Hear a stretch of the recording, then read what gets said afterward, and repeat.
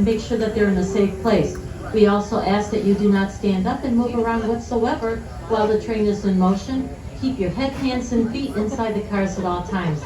Eating and drinking is not permitted, but water from an enclosed water bottle is just fine. We have a 30-minute ride around the Greenfield Village, and we'll be making 2 stops along the way. So sit back and enjoy your train ride. Thank you.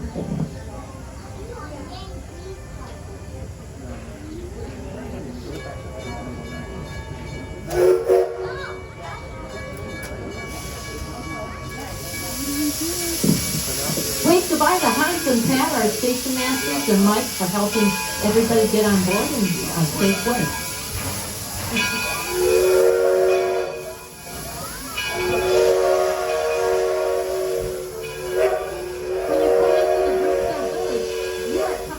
Over 300 years of American history. We begin with our 7 districts. District number 1 is the Henry Ford Model T.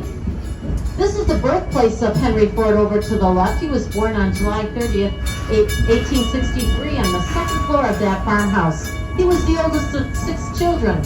At the age of 16, he left the farm because it was not something he wanted to continue doing. He headed over to Detroit because he wanted to work with machines. After visiting the home, walk over to the Ford Motor Company and find out how he came up with that vision of a motor car that would change the world back in 1908, the Model T car.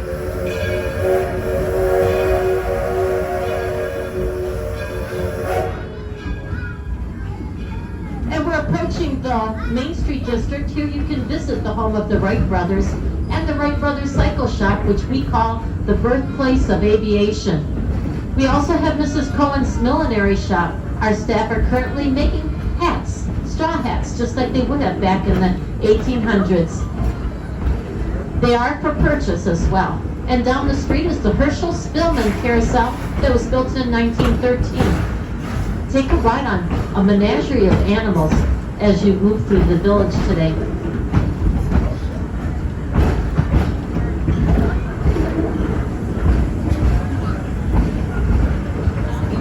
And the statue of Thomas Edison takes us into our next district, Edison at Works. This is the Menlo Park complex here, and that large building in front of you is the laboratory upstairs where Thomas Edison and his crew came up with many inventions. The incandescent light bulb, the phonograph, improving on the telephone, the telegraph. Over 420 patents were received here at this particular laboratory. We call it the very first research and development laboratory.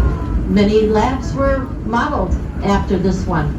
And the unmarried men that worked for him, they would rent a home over at the Sarah Jordan boarding house, that yellow home that you see there.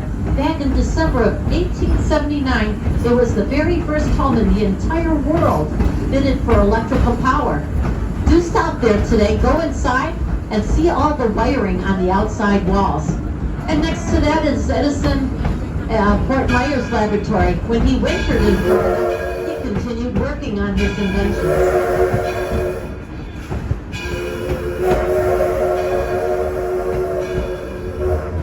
Our next district is porches and parlors.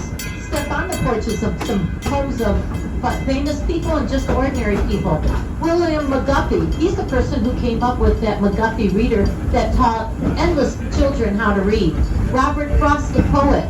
Noah Webster, the person who came up with the dictionary of the English language back in 1828. Now we're coming into the Susquehanna station. Remain seated, the engineer will set a brake, giving us the sound of a single whistle.